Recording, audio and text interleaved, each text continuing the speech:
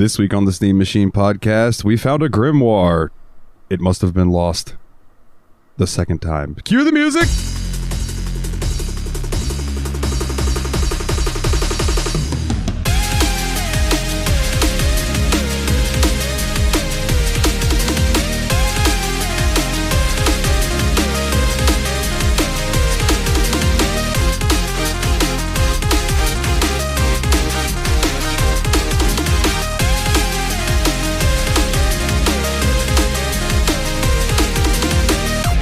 Hey everybody, welcome back to another episode of the Steam Machine podcast. My name is Dalton, and joining me as always is the people who I love the most, my bros, and I'm going to call them the Destructo Bros now because that is not copyrighted by WWE. So, the Destructo Bros themselves.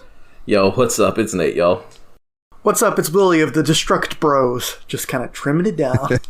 Yeah, I named one of the songs on my albums after you guys. I think the Destructo Bros. So I was like, yeah, I'll use that. Nice. Because I was watching something last night and they were talking about WWE trademarks and they mentioned Brothers of Destruction and I went, oh, okay, yeah, I'd like to not get in trouble for that. Even though we're not nearly big enough to get in trouble for it, I'd still like to not take that chance.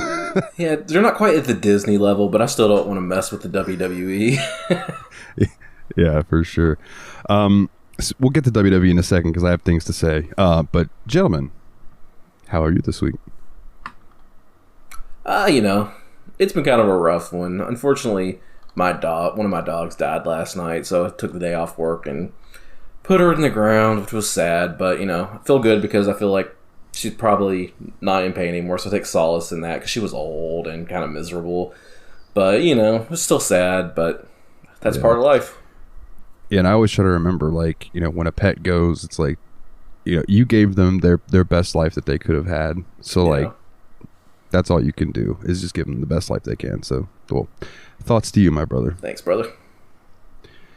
She was a really good dog. I've met her a few times, and every time, just really sweet. Yeah. Really sweet. Luckily, my other dog, she's doing good, and she doesn't seem to be too broken up. I think, it was kind of rough in the last few months of Lucy's life, but Zona seems to be doing all right now, so I'm just gonna make sure she's doing good and go from there. Yeah, well, that's what's up, man. What about you, Willie? How you doing, bud? I mean, I guess we're talking about taking care of ourselves and real shit like that. I found myself I've got an appointment with a mental health counselor coming up in a couple days, or a couple weeks actually.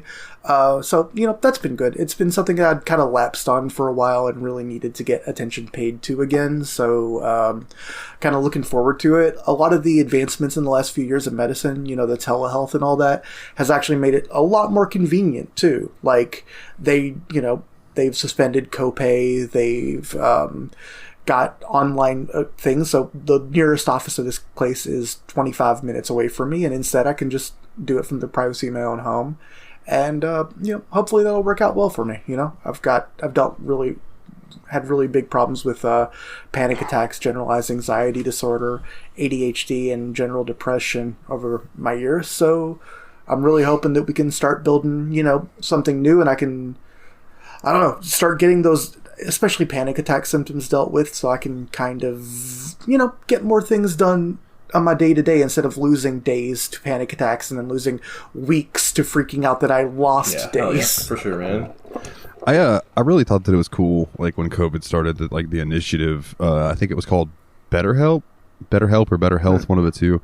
It was a completely online therapy thing for people who were having issues finding therapy and things like that. So more power to them, man. I think that's a cool thing for them to do, because mental health is important. I've been through it, believe me. I deal with it all the time. I'm not very vocal about it, you know what I mean, because I tend to harbor a bunch of shit. I know that's not healthy, but I do tend to just hold it in. But I know how it goes, man. So I hope that works out for you and things start on the up and up. Thanks, man. Yeah, I appreciate that. Just we'll see what happens, Yeah. But I have a good feeling about that. I'm taking a good step back onto the right path. You saying there, dude. So I was watching an interview last night with The Undertaker. I guess it was Mark Calloway. But he is The Undertaker. But he was talking about his career and stuff.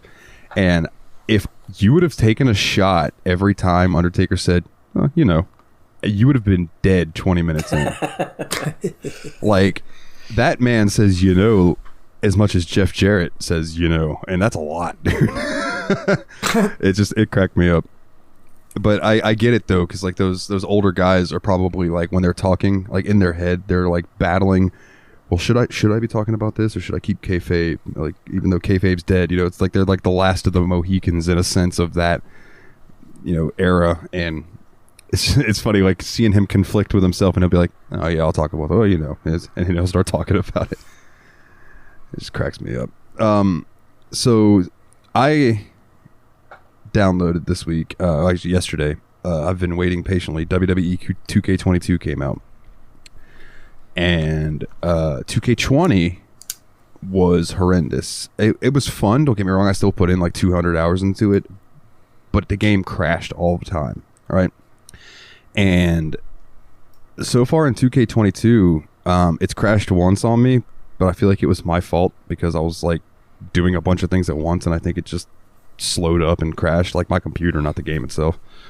But so far the engine is fantastic. Like, the fighting feels good. The camera angle took me a little bit to get used to because it's not the camera angle from the older games, but they've added a bunch of like combos and types of stuff that you can do, which really expands your move repertoire. Whereas, in the old games, you'd have like, your medium grapples, your strong grapples, your punches, your kicks, yada yada. Now you have your punches and kicks, but they can lead into moves. They can lead, so you have a combo ender. So you have a move for each of the combo enders. Then you have your grabs. Then you have your, your light and heavy grabs and stuff. And that sounds good. There's just a lot more to it. Yeah. That sounds really cool. Like, I'm picturing like combos from Guacamelee now, where you do punch, punch, punch. That was exactly what I was thinking.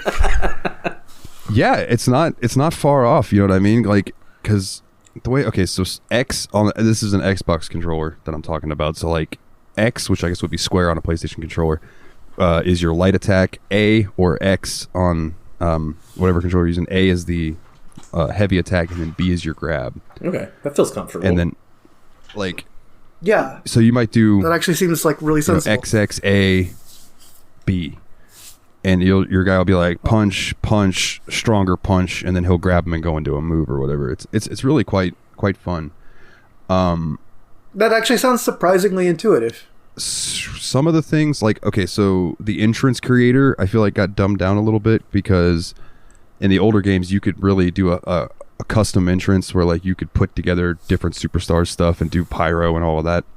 And so far, now I do want to clarify, the game's not technically out yet. Like, this is early access, so there may be things that get patched in post-release.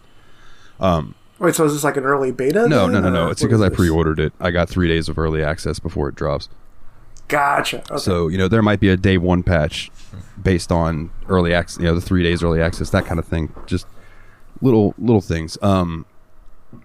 But as far as the entrances go, like, the music sounds really good. Like, the whole sound, because I've been playing in my headphones, and when you're coming out, it actually sounds like your music is playing in an arena, and like that there's an actual crowd there reactive. You know what I mean? That's an especially nice counterpoint to the last couple of years of pro wrestling, where we've had to deal with like the WWE Thunderdome, where they had the virtual fans, that's and in the game. AEW running their shows in like a tiny like casino in Nevada and all that. The Thunderdome is in the game as an arena that you can choose. Oh, really? Yeah. Which I thought was neat. I do appreciate that they have the up, down, down title in the game, as well as the left, right title from Austin Creed's YouTube channel. I think that's really cool. Shout out to Up, Down, Down too. You showed me some video from their channel, and like they really like highlighted some of the cool like features. Like, I feel like the rendering of materials and characters' uniforms looks a lot cooler this version. Yep. Like, if a guy wears leather, it looks like leather. If a guy wears spandex, it looks like spandex. If a guy wears like kind of a plastic or rubber, like I think they did a really good job with the rendering. Yeah, they redesigned their entire engine. And so far, it looks and feels really, really good. There's a bunch of legends in the game. For my GM mode, I just contracted Stone Cold Steve Austin for about, I think, 5 weeks. Maybe it was 10 weeks. Nice. and there's different modes. So like GM mode is something that I loved back in the day, and that's where like you are the GM, you run the show, you're in charge of booking the matches, you want your matches to get the highest star rating so you could be the top brand, yada yada yada. It's like a business. So is it like, are you like competing like SmackDown versus Raw? Is that basically it? Yeah, so you can choose your brand that you want to do. So you have SmackDown, Raw, NXT, or NXT UK. Okay. Right. Oh, cool. So NXT UK actually gets some representation by it. So that's actually kind of awesome. And then you can choose. So 205 Live doesn't exist anymore. No, 205 Live's gone. They all got merged into NXT. Ah, shit. Okay, that makes sense. I mean, the show was not really getting any views. You can choose your general manager. Now, you get like, I think it's like Adam Pearce, Sonya Deville, Shane McMahon, Stephanie McMahon, or William Regal. Or you can create a superstar. So I created one, right? Although I'm really interested in creating you and Nate and making you guys opposing GMs and see who does better and just simulate everything. You should definitely do that. I think that would be really fun. Because shit. The character creators, I won't say it's in depth, but like it's easier to make people look like real people in it that I've noticed. So I want to create some of my friends and then get them in there and see how they do in the ring. Oh yeah, man! With all your wrestling talk, that makes me want to pick up a wrestling game. I know we kind of talked about it off air a little bit, but Fire Pro seems like the way to go for me with kind of the more arcadey feeling. Like I would love to kind of dive into that. I'm looking forward to that on a Steam sale. Hopefully, it comes up soon. Yeah, and Fire Pro 2, I think, will like suit your taste for games because it's like it kind of has a simulation gameplay. Like the kayfabe in the game is strong. Like you're working a limb, you're like doing damage. Like it's got a very internal self logic to it that makes a lot of sense. I just remember we had that Fire Pro wrestling game for the Game Boy Advance. For the Game Boy Advance, yeah, I love that game. Like that was the best wrestling game I had that wasn't on the Nintendo 64. You know? Yeah. I fully agree. I think that with Fire Pro, like I know you're not super up on like newer rosters and stuff. So like the way Fire Pro works is people make wrestlers and you can download. I mean WWE 2K is the same way, but this is through the Steam Workshop. Yeah, hell yeah.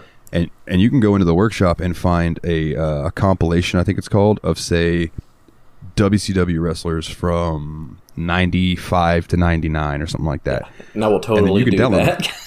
And then you have that whole roster of dudes, and then you can just work from there with those guys. Yeah, I'm gonna have like Harlem Heat fighting the NWO. Let's go. There you go. There you go. Old school. I in my Fire Pro motor, I did Stone Cold Steve Austin versus Hulk Hogan, and they got 100% 5-star rating, and I was like, bullshit. Dave Hogan Meltzer never did never give anything Hogan 5-star match. Come on. Yeah, it's been really fun. Like I'm really into the booking style stuff, you know what I mean? But I also like to visualize it. So while I do enjoy Total Extreme Wrestling, like it's all text based, and it's like I like to kind of visualize what's going on, which is why I really do enjoy Fire Pro Wrestling. Fire Pro Wrestling World, and specifically, is the one that I have. I think there's one that Grim bought me too that is very arcadey, Retromania Wrestling, which is more of like it's an indie game. But they had some cool stuff in it. So, like, there's wrestlers. There's, like, Colt Cabana, Jeff Cobb. Nice. Tommy Dreamer, the Road Warriors, the Blue Meanie, and then some indie guys that I don't particularly remember their names. Apologies to them. Yeah. Yeah, and I was looking at that one, too, when we were originally talking about it. Like, Retromania and Fire Pro are about the same price. So, like, and for some reason, Fire Pro is just one hollering out to me a little bit stronger at the moment. Oh. Yeah. Between the two of them, I think Fire Pro is the better game. Retromania really just catered to me with one of the levels that you can play in. You wrestle at a con. Nice. So around the ring, like I can see Conrad Thompson, who's the podcast host of like the wrestling podcasts that I listen to, and then on the other, like over here, like there's John Riggs and Johnny Millennium, Happy Console Gamer, John Riggs, and then other guys that I watch on YouTube that are just at the con sitting there watching. That's cool. I'm like, that's so cool. There's Metal Jesus, you know what I mean? Like the whole Metal Jesus crew. I'm like, fuck, that's cool. Nice. So like literally that's the part about Retromania Wrestling that made me pop, and it was pretty fun. But again, I'm more into the simulation style of wrestling as opposed to the arcadey punch kick, maybe do a move type thing. Yeah. That's just me though. But like I said, for you though, Fire Pro, yeah, 100%. Rocking. So like, this is kind of tertiarily related to wrestling, but like, our buddy Nando was talking in the Tadpog Discord, shout out to Tadpog, about Pokemon because he was looking for some in Shield and Sword that he doesn't have yet. So like, I decided, I'm gonna log into Shield and do some like surprise trades where you can just randomly trade any Pokemon for yours for a random Pokemon for somebody else. So like, I went ahead and just started farming a bunch of Machokes because if you trade a Machoke, it evolves into a Machamp. So in my brain, I'm building up good karma by giving a bunch of people Machamps. Nice. But I've been naming all of them. So far I've traded off Austin 316, Goldberg, Elizabeth, China. Yes. This is great. Keep I'm gonna going with doing it this. for a while, I was having a lot of fun just catching Machamps because I'm using a Ghost type against them, so they can't even hurt me. So like, I'm grinding my Ghost type Pokemon up while catching all these Machokes. Who is Machamp? That's what we'll find out this Super Slam. When I look at Machamp these days, I'm like, oh yeah, that's Brock Lesnar with extra arms. But at least he does not he need doesn't that have help. a giant dick tattoo down his chest. That's true. That's true. You give and you take. I think you can equip him with that item, but I don't know what it's I called. believe that would be my chicken choke. I think that's Rockstone. Rockstar. Some kind of rock, I'll tell you that much. Or You can't stop the rock. I always really liked Machoke and Machamp, and it's probably because I was a wrestling fan. yeah, like they got the always title my belt favorite. on, and they're like, oh. Yeah. That's why I love Incineroar now too, because he's totally like the best like, pro wrestling heel Pokemon ever. Yeah. Absolutely. I was so cold on Incineroar being announced for Smash until I played as him one time and was like, oh, my side throw is a German suplex. My guy mugs and poses to the camera every time he hits anyone with any move. Like, I went from, what the hell was Incineroar to, I have a new favorite Pokemon. Incineroar's dope, dude.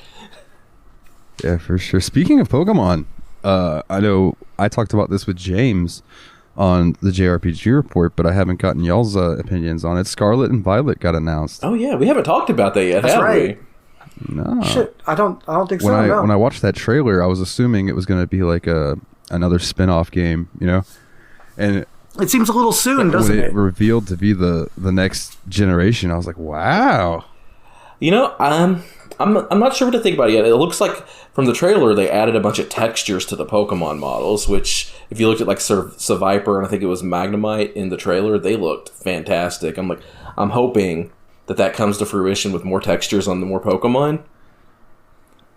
And that's a criticism that Pokemon's been getting a lot recently, is reusing assets from previous games. And while I think that's a whack-ass criticism, I'm still kind of glad they are really going like, no, we're going hard on rendering these guys, making them look cool. So I'm excited to see some more of the Pokemon and more of what they're going to include in this generation, because it seems like it's going to be based on Spain this time, like a region based on Spain. Nice. And I am so in love with the fire starter Fuecoco. Yeah. Because he's like a little ghost pepper, and he's adorable. He reminds me of Totodile and like Gabba. Wait, what's it called? Gabite? No, Gabite's the second evolution. Crap. The little Garchomp little dude. Yeah, the baby Garchomp, basically. Baby he reminds me Garchomp, of those two guys. How they just have like have one brain cell to share between all of them, and I love that design in Pokemon. Oh, absolutely. I saw a meme too that showed Score Bunny and Fuecoco, and it was like, dude, who keeps throwing craft singles on Pokemon? Yeah, and then the grass starter is a cute little grass Pokemon. Like, the one thing I hope they don't do in this generation that they've done a lot of is turn their cute little Pokemon that on 4 legs to some furry on 2 legs that people draw too much porn of. So I'm hoping they let the little cute grass Pokemon cat, the little weed cat, just let him be a little weed cat. Maybe a bigger weed cat when he evolves. Yeah, I agree. Blazitar. Marigato. I've seen, because it's called... Marigato! Because this name is Sprigatito, and I've already seen memes of people doing Sprigatito, like Despacito. I like the little duck too. He looks like he's got some swagger to him. Yeah, I think he's like what people are saying. I think they're going to be based on Don Quixote for him. Oh Nice. shit, that's yeah, so like I think they're doing a good job. I'm big on so the is this 3 like stars. Quacko Poncho? Yeah, I'm big on Hell the 3 yeah, starters. dude. They haven't really This- announced much other than that. Other than it's gonna be more open world as like a mainline game. So I'm gonna see. I think it's gonna be a little bit more like Sword and Shield as far as like open world. But I'm hoping it's more open than that was. Yeah. But it's not going to be like Pokemon No. Legends Arceus. It's going I to be can't. more.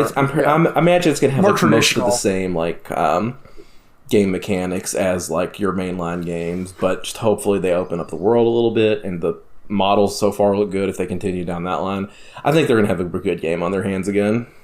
Yeah, for sure. And anytime people like criticize Pokemon, like I get that it's people have their criticism and stuff, but I would like to remind everyone that it is a fucking kids game at the end of the day. Like, it's a game for kids that us adults also enjoy. So, like, really, what 6-year-old kid is looking at that game and being like, fucking graphics suck? Yeah, these kids are playing Minecraft and Roblox. Come on. Yeah. Pokemon is mind-blowing compared to Minecraft as far as visuals go. So, yeah, and again, it's not dark or seedy enough for you. You got Shin Megami Tensei, you got Persona, you got those type of games. Go play those instead.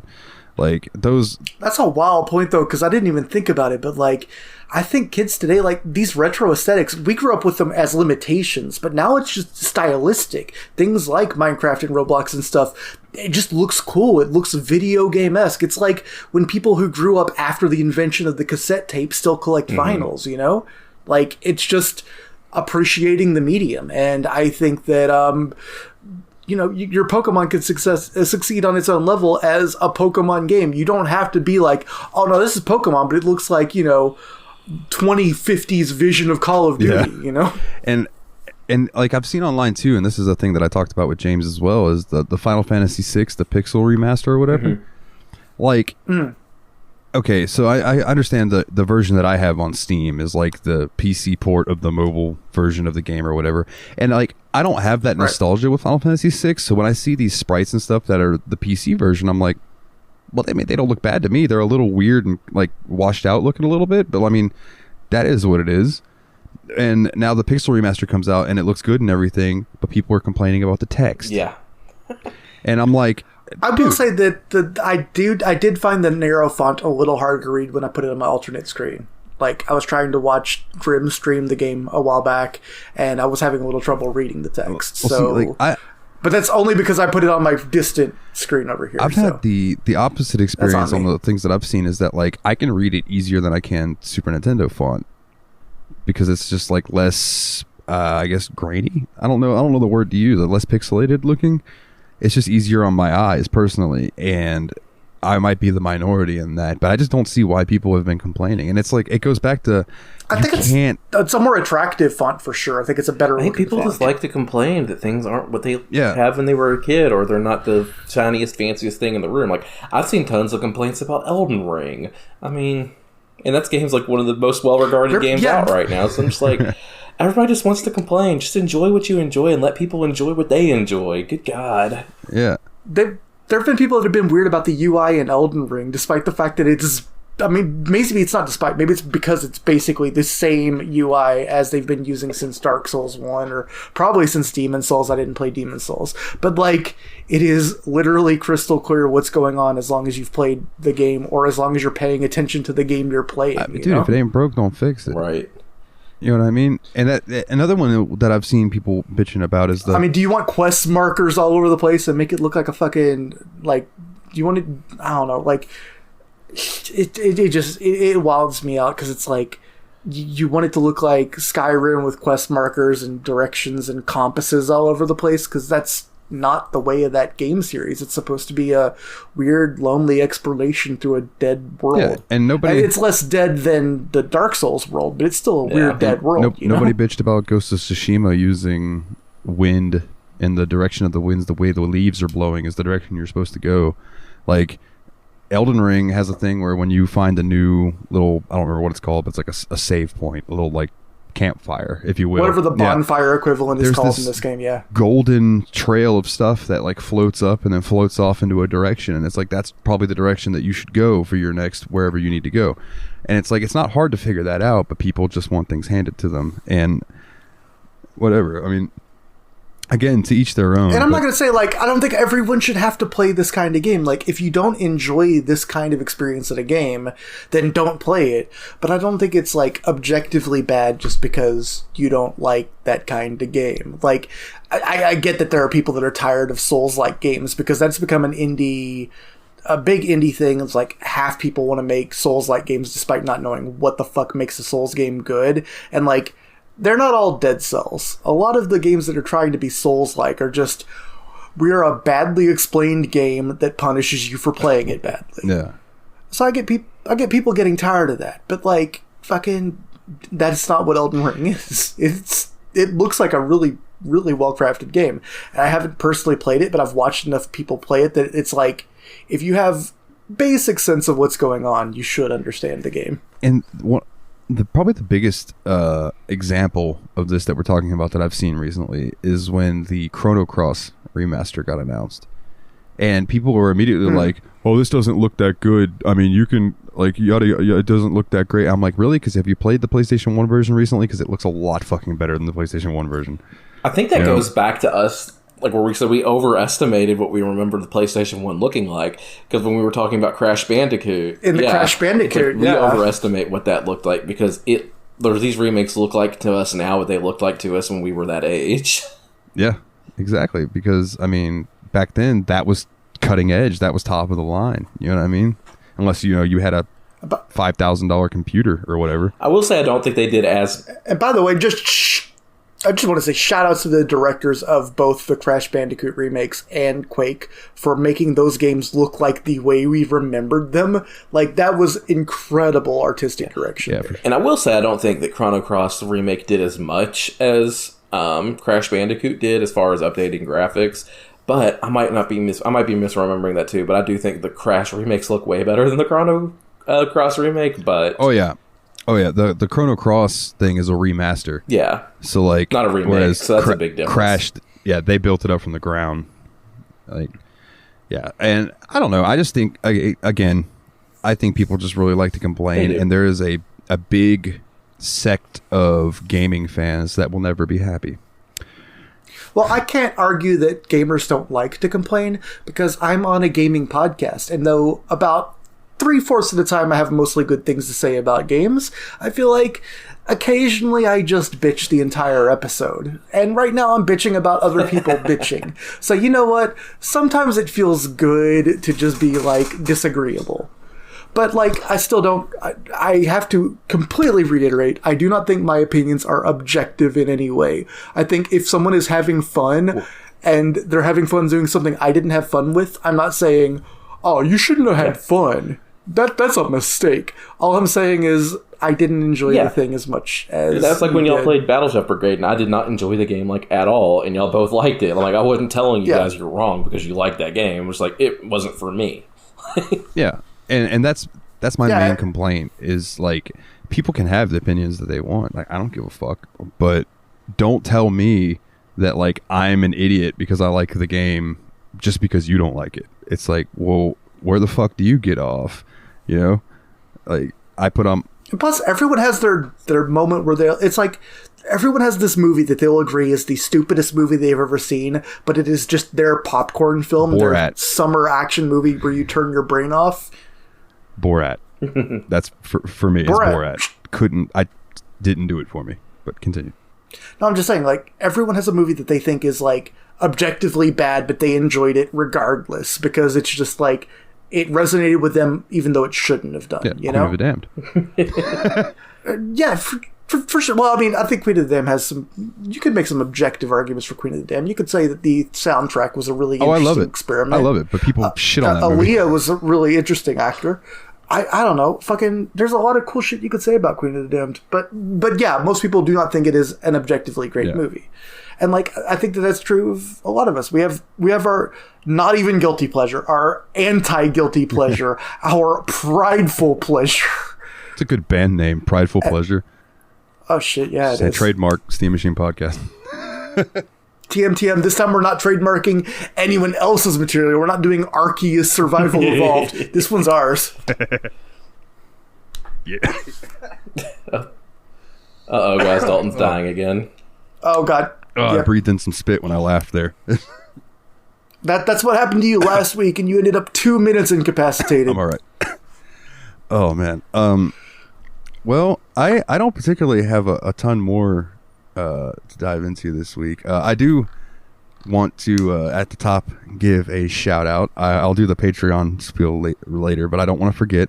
I'd like to give a shout-out to Sick Jake for joining the oil tier of the Patreon. Hey, so, thanks, Jake. Yeah, thanks, Jake, man. Welcome Good to to hear the crew. from you. Also, let's jump in front of some things. One, I know that we've been talking about Final Fantasy VII's coming up. That's because we forgot that Amnesia Dark Descent won the last poll. So, Final Fantasy VII's We still a have bit of a ways off. Full-ass long game in the queue, so that poll is going to stay live for a little while longer, and I'm not trying to influence anyone to try to vote differently, because I'm pretty sure Final Fantasy VII is going to win short of a revolution. Yeah. And the thing is, like, we've had to make some calculated jumps this month as far as our games go. Like, obviously, this was not the game we originally intended to play today. We kind of made a audible and decided to play Lost Grimoires 2. And then next week, This episode was originally going to be Control, but then we decided to do this, and then next week we've had it planned for a while that the 100th episode was going to be a Serious Sam game. So Serious Sam's coming up. Then next week after that, we will be getting to the Control episode, and then we might dive into Dark Descent, or it might be a host pick. I'm not sure where we are on that right now, but we don't have to think about that for a couple weeks. Yeah, exactly. We'll deal with that when it comes. I do want to say the reason that we pushed Control was I was not expecting it to be like a long game, and I guess it's not technically a long game, but I would like to put as much time as I can to explore the world, because just quick preview, it's really good. Yeah, spoiler alert, I've really enjoyed everything I've seen so far, and I didn't want to rush my way to the ending. And so I kind of talked to the guys, and like, hey, do you guys mind if we push this out? Because I really want to spend as much time with it as I can. Yeah, which I was completely okay with, because I would like to do the same thing. So it's I'm looking forward to it, though, because I think that's going to be a good episode, because there's going to be a lot to dive into, and I'm going to get to nerd out about SCP stuff a little bit. Yeah. So that'll be cool too. I know, and I finally started reading some SCP stuff that Willie and Dalton sent me, so like I'm finally getting a little bit more versed in the SCP verse. Yeah. No, SPC is Shark Punching Center. Completely different canon. Can I go to the SPC? That sounds fun. It is an SCP meme in of itself. Oh, is it? People get those letters flipped. There's something called the SPC, the Shark Punching Center. I just tried to say it too fast. That's all that happened to me. But that's what happens. But yeah, so Control is like, it's a game, it's a universe that's very similar to the SCP Foundation, which is a collaborative. Like, we'll discuss it when we get to that game in 2 weeks. But fucking, I'm stoked that you actually got to read some of the. I found some of the old first series ones, and then Dalton found some for the more recent series and sent them to you. And glad you enjoyed those. We'll discuss that more on the episode. Go ahead. No, that was the end of that thought. I actually just said and then I just ran out of thought. Right. I'm glad you're enjoying it, because, and I'll probably hash this out a little more so I can talk more in depth about my ideas 2 weeks from now. But another tabletop that I've been bouncing around in my head is all of you guys playing on a team of SCP, not D class, but like a little bit above that, where you guys would be on like an extraction team and having to go and handle different SCPs. It's like an MTF? Like a DTF? The Mobile Task Force? Yeah. Yes, MTF, absolutely.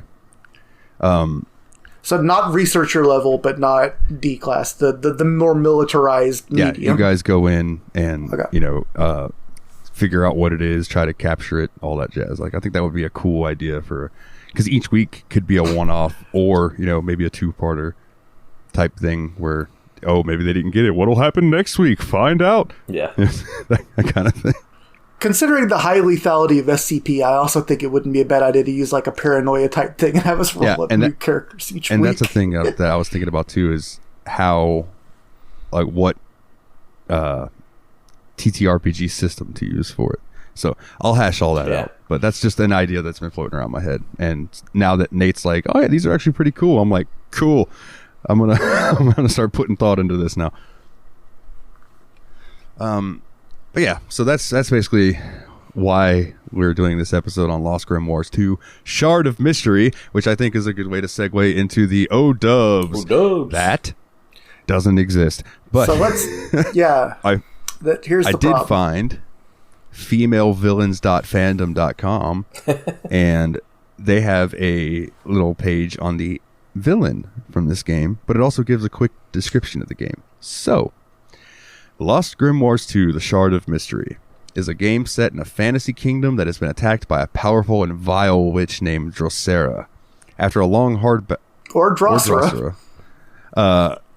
After a long, hard battle against her and her army, the king overpowered the witch and banished her away to another dimension through a magical chasm mirror portal. Or chasm. Yeah, I don't know. That one would be chasm. That one is... Upon the king's death, the protagonist sorceress, Violet, was entrusted the responsibility for the young son. And that's basically... Oh! So we would have known our character's name if we played the first game. So the medic is named Violet. Yes. I've always just... The whole time we played the game, the character's either referred to as medic or auntie. Yeah. Auntie saved my dad. He's having a nightmare. Okay, so we're Violet is our name. Okay, cool. I'm only now learning this as we record. I want to go ahead and say, I played this. I beat it. I think we all three beat it. I did not commit a lick of this game to memory. Like, it did not stand out to me, if that makes sense. Yeah, we get you. It was fun though. I do enjoy the whole hidden object style game. Like, I didn't think I would, but I do. I guess maybe we should try to explain the premise of it a little bit then. Is basically, it takes place after whatever the events of the first game are. And in this game, you play as, I guess, the person from the first, which I guess is named Violet. But she's now the medic and a family friend of the royal family of this country. And the witch that I guess must have been imprisoned in the first game is back. And she is causing problems. And so your whole goal is to, prevent her from stopping the coronation of the new king, actually, I think. Yeah, she wants to rule the kingdom herself, I believe. Yes. And she's coming back from this dimension where she's been trapped inside of a mirror. But one shard has been pried loose of the mirror. And if it's ever brought back to the mirror, it'll bring her back. She gets brought back from the... Because the prince fell in love with a witch. Yeah, it's definitely... if this was a book, it'd have Fabio on the front, and it'd be in like a $5.99 bin. I don't know, there's not enough sex in it. Yeah, that makes it sound way sexier than it is. But the amount of writing it's very... it's a pretty kind of generic fantasy setting, although I do like the fact that your main character is an alchemist, and therefore one of the main game mechanics is like gathering ingredients and mashing stuff up. And as far as the story goes, I wrote this in my notes, and early on, in my opinion, never changed. Story pretty whack so far. It's very generic story, and I don't mind that, to be perfectly honest, because this is a hidden objects game. The story doesn't matter that much. As long as it's got a cool name. The story animates things from scene A to scene B, but like there is not a lot of concern in getting it out of basic fantasy archetypes and stereotypes and tropes and all that. In fact, that's kind of what makes the game work. Even the puzzles are really built around just adventure game archetypal puzzles. Like, this game isn't really here to be original, it's here to be a way to spend time. I find it kind of similar to a crossword puzzle or a Sudoku. Yeah, I can see that for sure. Now, I would like to point out, this game came out in 2017. Okay. The last one we played, which was Midnight Mysteries 4, came out in 2012. 5 years of innovation, got it. 5 years of innovation, like the characters' mouths move a little more. Oh my god, can we talk about the animations in this game? Like, yes, the characters' mouths move, but it was clear that they just had like one or two drawings of these characters, and then they used like Photoshop to stretch the mouth to make it move. Yeah, it was so bad, and it was hilarious. But I will say, this game did have voice acting and voice narration, whereas Midnight Mysteries didn't. But we can talk about the voice acting if you want to a little bit. So I feel like the lady who played the main character, who apparently is Violet, which I'm just now learning now.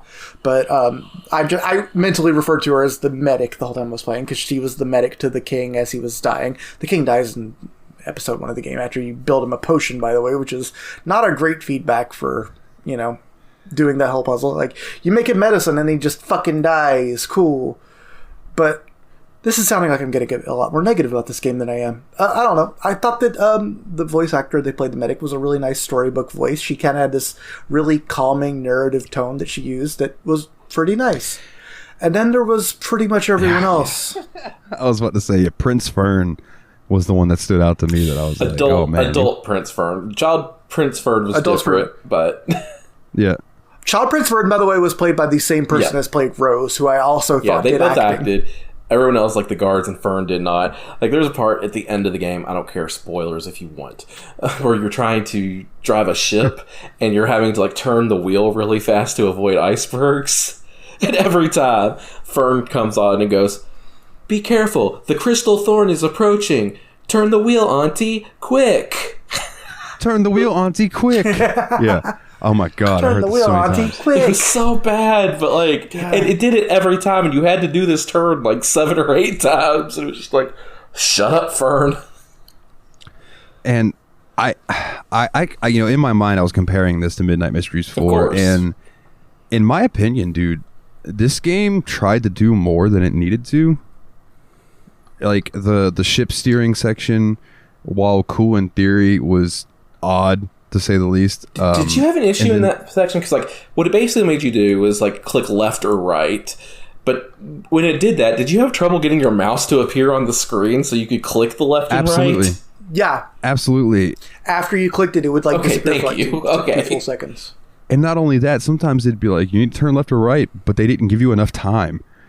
Like, you would just smack into the iceberg. Because I couldn't find my mouse. Yeah, like, what the fuck? Oh, I never hit an iceberg. I just stayed the same direction until one was coming. All it does, that meter you had to build up? You guys need to play more cheap Flash games, because this one really had cheap Flash game vibes. That meter that builds up when you avoid them, if you hit one, it just goes down. Yeah. So it just made me have to play that section longer. But, like, I'm not bitching too much about it being a cheap Flash game or whatever, because, like, a lot of what this game is trying... This game is a super casual game, and I don't mean that in a rude way. I don't mean to say it's bad for being casual. I'm saying that this game is just... It is clearly meant to be a way to spend time. It is not meant to be a difficult adventure game. Anytime you pick up an object in a room, you're not going to have to spend the entire world map looking for where it's used. It will be used in the adjacent room or the room you picked it up in. Every time. Like, there's no crazy adventure game logic in this game. Not at all. But I mean, it can be kind of tricky in places where, like, you're like, okay, well, I have this oil lamp. What do I do with this oil lamp? I don't know if y'all messed with that for as long as I did. Bro. I did spend a little longer than I'd like figuring out how the oil lamp I got worked. to the point where I hit hint twice, and it kept telling me to click the oil lamp, and I'm like, why? What do I need to do? And then finally, I clicked around on the oil lamp, and it opened, and I went, oh. I feel like a fucking idiot. I never used a hint. I know, I tried to light it several times. I didn't use any hints either. I could not figure out how to light it for a while because I don't know what an oil lamp is, apparently. Yeah. So, skipping ahead, just because it was literally the worst part about this game to me, the final fight. Was paper, rock, scissors if the other person showed you their hand first. Yeah. It was something. Basically, like, you're holding a bow, Fern holds a shield, and Rose has like a magical shield that she can put up, and that's it. And then you have to like choose the right one as opposed to like what the enemy is doing. And dude, I'm not gonna lie to you guys, there was this handy dandy skip button on the right side, and after like 2 or 3 of going through this, I'm like, dude, I'm not gonna sit here for 5 minutes and do this. And I hit skip, and that was the end of the game. And I went, that's funny. All right. Yeah, it was the final boss fight of the game. And like you said earlier, Dalton, that the game tried to do things that it didn't need to try to do. Like, having a final boss fight was one of them. The boat scene was another. But, like, okay, we focused a lot on the negatives. This game isn't terrible. Like Willie keeps saying, like, it's not a bad game. We're just for some reason decided to talk about all the bad things. It did everything else fairly well. Like, there were little puzzles here and there. And My biggest complaint, here comes another complaint, was I wish there was actually more hidden object sections in the game. Yeah, and that's my thing, is because the hidden object parts were really good. They were fun. I enjoyed them. And when I'm playing a hidden object game, like, that's what I want, is more hidden object stuff.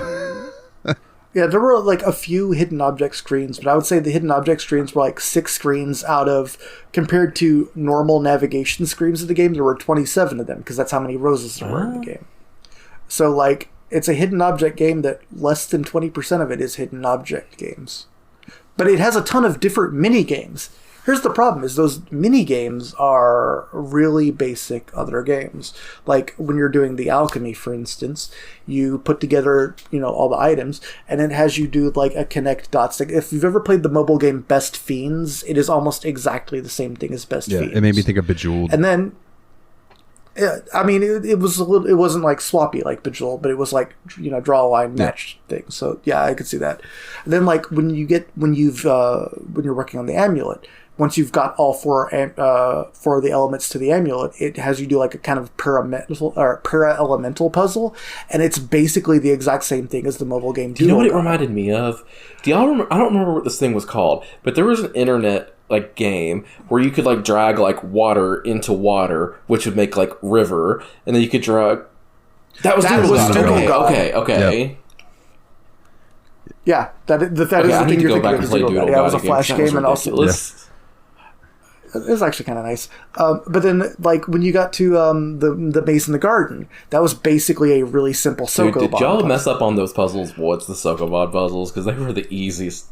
No, they were really simple Sokoban puzzles. I got through each one, and I was expecting the next one to be harder, and it never was. Yeah, exactly. And then there was a thing where there were 3 animal heads, there were animal heads and animal torsos, and then there was an owl, and you had to like move over. And it was just the classic puzzle Towers of Hanoi. It was literally just Towers of Hanoi, but nothing. There's no but. It was just Towers of Hanoi, a puzzle that was cliched adventure games to such a point that I was reading an article from 1995 where a guy was complaining that the Towers of Hanoi puzzle had been used too much in adventure games. That was the puzzle that took me the longest, and it was just because I had to maneuver the pieces around so much back and forth to get them to where they needed to go. Exactly. It's fucking busy work once you figure out how it works. That's how Towers of Hanoi has always been. But I will... the only puzzle that did actually kind of fuck with me for a minute was the bell puzzle after that, because I'm not good at lights out, and it was like trinary lights out instead of binary lights out. Where you were rotating all the things, trying to get all the colors on the one side. Simple. Is that the one you're talking about? We're talking about the one where you had to ring the No, we're talking about the bells. Like there was a bell with a wolf head, a bell with a bear head, blah, blah, blah. And there were 5 bells, and you had to get all of them to be ringing the loudest. So you had to get like the red circles there instead of like the orange circles. You know what I'm talking about? I do know what you're talking about, but now I don't understand. Okay, so I don't know what I did in that part then, because like I got all the bells there, and I picked up the little hammer, and I hit 2 of the bells, and it went, "Hey, good job," and I won. And I was like, "All right." Okay. So I don't know if I just picked the right ones on accident. You did. Yeah, you just looked into it. It took me like a while. I don't want to get to me longer than I feel like it should have. Same. Okay. I've never been good at lights out, and especially when it was like, it wasn't just binary. It wasn't just on and off. It was on, quiet, loud, and you had to kind of get everything over. Like, it was a tough puzzle. That was like maybe the most interesting puzzle in the game, but that doesn't mean I enjoyed it. Yeah. Like I enjoyed the simpler puzzle. I enjoyed the spot the difference puzzle. That was funny. Yeah, that one actually kind of made me chuckle. I do want to say that the one where you had to rotate all the colors. Mm-hmm. So I didn't realize that I needed to get all the colors into each section. So I was trying to line up the right color with like pointing inward to the middle color. And then when I did it, I'm like, why is it not giving me credit? Yeah, I actually did the same thing, honestly. Then I realized what it was asking for. And then it was just like, that kind of made me mad, because then it was just a matter of spin this wheel a bunch of times, because there's no way you could get it wrong once you realized what it wanted you to do. It just took a while because you just had to keep spinning the freaking wheel. Yeah. Swapping things between the mid-center wheel and the outside wheels, and then swapping that in. And I feel like while some of the puzzles were very, like, they were hit and miss, because some, like we were talking about, some of them were great and some of them were, just all right. This game flowed really well. Mm-hmm. Like, Yeah, I feel like despite the fact that we're criticizing it as kind of a sort of genetic fantasy universe, I think it like it. I said genetic, I meant generic. Yes, but it did. There was a pretty consistent feel to the vibe, and I think that it like did a good job of putting you in this storybook universe. And it kind of like I wasn't invested in this plot whatsoever, but I was interested in just kind of hanging out here, chillaxing and making stuff happen. Like I wanted to get the next alchemy ingredient. That really did motivate me. I really enjoyed the alchemy. I did as well. I did enjoy the alchemy, which honestly made me want to check out the Atelier series, which is it's like a JRPG series that's all about alchemy. Nice. So I was like, maybe I will enjoy that. I'll give it a shot. But I definitely liked the alchemy part for sure. Okay, I know we keep comparing it to Midnight Mysteries 2, and Willie, I know you didn't, and I know you didn't get to play it, but one thing, Dalton, see if you agree with me. One thing I thought they actually did better, at least different, but I think it was a little bit better, was the actual hidden object sections. Because, like, in Midnight Mysteries 4, there were only the ones where you had the words that you had to click on. But in this one, it also gave you somewhere where it gave you, like, the outline of a shape. So, like, there was one section where you were in a room full of a bunch of birds, and it gave you, like, 3 different bird shapes, and you had to match the shapes to the birds. And it was kind of difficult to find them all, and I really enjoyed that. And then there were like the emblems on the suit of armor, I think it was, that you had to find as well. I really liked those two hidden object games a lot, because it was a different feel than just like find this word, find the object that correlates to the word. Yeah, totally. Yeah, absolutely. I also feel like that this game, like on top of that, and that could just be because it's newer, so they've gotten more ideas as it's gone along. But I also think that this game also like in the actual hidden object sections, were colored better. Mm-hmm. Like everything wasn't quite as muted, so it was like a lot easier to find some of the... I did still have trouble. There were still a couple things that I really had to look for, but it wasn't nearly like in Midnight Mysteries where I'm looking for a brown stick that's leaned up against a brown table, and because they're both the same color. Yeah. And another thing, it kind of hit me this way too, like words that I wasn't sure exactly what it was looking for, because it asked for floats in one section, and it fishing bobbers. And it said waiters, and I was like, what's a waiter? It was a pair of boots, like of wading boots. Like it made sense when I found it, but I didn't know what that meant. And I think I kind of figured out why that might have been a little bit of an issue. I think and I noticed some typos and translation issues while I was playing the game as well. I think the studio, correct me, like I looked them up. I think this game was developed in Poland.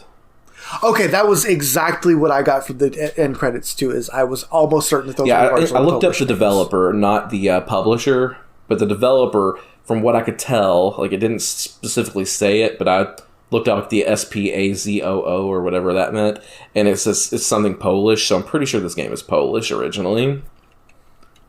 The names of the credits felt very Polish to me as well, and I also agreed that like while the translation had some problems, it had some hiccups or some some minor subject verb disagreements. Most of the time, you could tell what it meant, but occasionally, like you said, in some of the hidden object puzzles, there were things like floats. Once you had one of them, it was pretty obvious, but like some of them were confusing. So, okay, on Steam, Mumbo Jumbo is the developer and the publisher. All right, Mumbo Jumbo is what it says. I just Googled Mumbo Jumbo developer location, and it says Dallas, Texas. No, this game was developed... hold on. There was a second developer. Oh my god. The developer and the publisher were not the same people. I'm so sorry. I'm looking at Midnight Mysteries. Yeah, because this was developer was Worldloom, and the publisher was Artifex Mundi. And Worldloom was the one that I looked up that I'm fairly certain is Polish. Okay, yeah. I had looked up Midnight Mysteries 4 earlier to see what year it came out, so that was just the page I pulled up. Okay. I was sitting, I'm like, Dallas, Texas. There ain't no way that's right. No. But yeah, and I mean, so this game not on sale is $9.99. Yeah, which it's steep. That's kind of that's the beef I have with it, because like if this game was $1.99, it would be a pretty good deal. And if this game was like in a Flash portal, like you were just kind of chilling one day, had nothing better to do, got on congregate.com back when Flash still existed, and you ran into this game, you'd be like, damn, this was a great last couple hours I spent. $10 is a little rough. Yeah, because like for context, I spent, I think it was 3.4 hours on this game according to Steam. I'm looking right now. 3.3 hours on this game according to Steam, which $10. Like, I don't like to do the correlation between dollars and time spent in a game, but at the same token, like, this game wasn't anything revolutionary, and I only got 3.3 hours out of it, and I spent $10 on it, so that felt a little bit rough.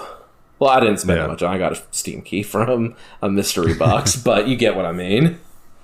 Oh yeah, if I were to have paid $10 and then beat this game, 2.5, 3 hours, I would have been bummed. But this is one. But I also feel like this game is also targeting a different market for me. I don't know what that market is, but apparently this market exists because there's a ton and they're not of bad. games. They're fun.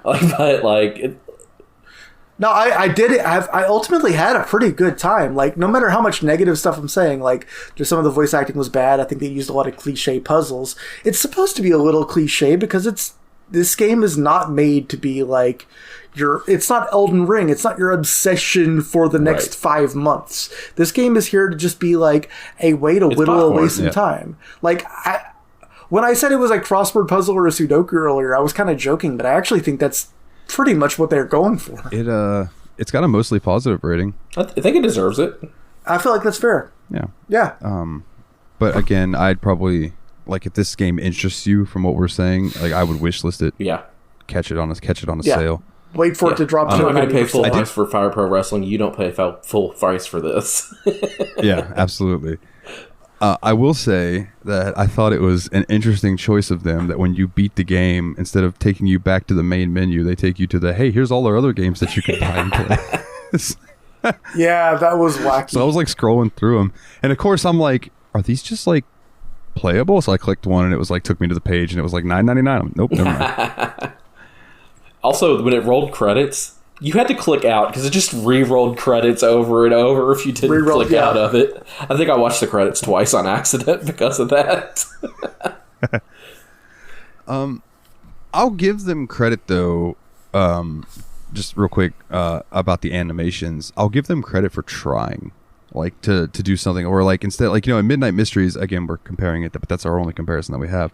Like, when Houdini or any of the characters would show up, they kind of just floated there and talked to you, But like, this did a thing where like the character would put their hands up, or like they might reach for something and they animated it, and like, kudos on them for trying that. Again, we talked about the mouth didn't exactly look quite right, but I do give them, some leeway for A, being an indie studio, but B, just trying to do something. Like, I'll never fault anybody for trying. Yeah. Now, if they try it and it doesn't work that great, but then they stick with it, that's on them. That's on them. But again, this is not a game that's going to turn me away from hidden object games. This just makes me want to see what better ones are out there. I still want to play more. Yeah. I've been a lot meaner to Star Wars games than I'm about to be to hidden object games. Yeah. And we did have to. Nate looked up what our ratings were for Midnight Mysteries 4, so I could kind of base it on that. Yeah. So, I mean, are you guys ready to give ratings? Is there anything else you'd like to touch on about it? I think I've covered all the points that I had for it. Okay. Let's see. If I was going to give it a crystal shard out of mirrors, I gave Midnight Mystery 4 7.5. I'm going to give this a 6.5. Like, it's not terrible, but there's room for improvement. Yeah, I agree with that completely, because I think this and Midnight Mysteries 4 are both the same price on Steam, and you get more time and a little bit more fun of a story and gameplay out of Midnight Mysteries 4, I mean. So I kind of agree with you there. Like you said, we gave Midnight Mysteries 4 a 7.5, both of us did. I'm going to be a little bit nicer to you. I give this one just a straight 7. I think this was pretty good. Not as good as Midnight Mystery 4, but I enjoyed my time with it, so happy. Yeah, for sure. And again, I just wish there were more hidden object sections. Yeah. In your hidden object game. Yeah. I don't know. I kind of went into this having not played Midnight Mysteries. It was going to be the game we did. Well, you guys did it it was originally brought up for a short game, but then y'all did it as a substitute because I was sick that weekend. Or maybe that was my birthday one. It was one of them. Anyway, so this is my baseline for the games, and I didn't hate the time I spent there. I found it satisfying, ultimately. I didn't think that this was an innovative game in any way, but it aimed It aimed at a shot, and I don't think it missed it by very much. I think I'm going to just give it a flat 7 and let that be my baseline for any future games in this genre. That's fair. I think that's fair. All right. Well then, gentlemen, I believe then we will roll into some house cleaning. Let's see. If you would like to come join our Discord, which I do hope that all of you would do, is bit.ly/TSMP Discord, all capital letters. Yeah, be cool like some Jake. Yeah. Come join. Fucking tell us some dad jokes. Talk some video games. Vote on the fan polls for the show episodes that the fans vote on, and they pick. That way, like, you know, if you're like, man, how could anybody pick game A? Like, why would they pick? Well, come in and vote for game B, yo. You know what I'm saying? Like, just do it. If you would like to be like Sick Jake and all of our other wonderful patrons and join the Patreon, it is patreon.com/the Steam Machine Podcast. And I would like to give an extra special shout out to the Cogs in the Machine. We have Nate Sir Cogsworth, the 7th of Juniper. We have Jeff, the original expendable, old Jeffy Lube himself, and Eraser Adam. Shout out to his podcast, Revival and Extinction. Thank y'all so much for making this possible. Yeah, for sure. And you want a shirt? tsmpproductions.threadless.com. I'm expanding the TSMP production empire with a new show that should be coming out Wednesday. So it might be out right now. Now that I'm looking at the clock and it's Wednesday. So yeah, it's called Yet Another BS Podcast with me and my buddy Jeremy, and it's not gaming related. It's basically just like we're gonna get topics and things people that listen would like to hear us talk about, and then we're just gonna bullshit for about an hour. So if you're interested in that, comedy, you want to laugh, all that kind of shit, that'll be there. Yet Another Bullshit Pod, or Yet Another BS Pod. I have to remember, I can't title it that. I can call it bullshit, but I can't title it that because then you'll get censored and they won't put you on iTunes, yada yada yada. Anyway, Bandcamp, you like the show music, nilethenightmare.bandcamp.com. And if you would, on Spotify or iTunes, on iTunes, if you'll leave us a 5-star review, on Spotify, if you'll just give us, I think you can't leave a review, but you can leave a rating. So if you just give us a good rating, I would really appreciate that. And I think that's about all my stuff, so I'm going to pass it on over to old Turtle Bear Man. Hey, that's me. You can follow me on Twitch, Twitter, and TikTok at Turtle Bear Man. Recently on Fridays, I've been doing some more modern games because I just need something different. So I've been playing SpongeBob Battle for Bikini Bottom Rehydrated lately. Last 2 Fridays I've played it. I'm going to dive into it again this Friday. I'm not sure if this is going to be the last one or not. I don't know how much more games left. I will say that watching you play it got me to buy it. So I do recommend that people go check out your Twitch because you might see something you enjoy. Oh yeah. And then Sundays I'm sticking to the retro stuff. For the first time ever, I beat the original Mega Man for the NES. So...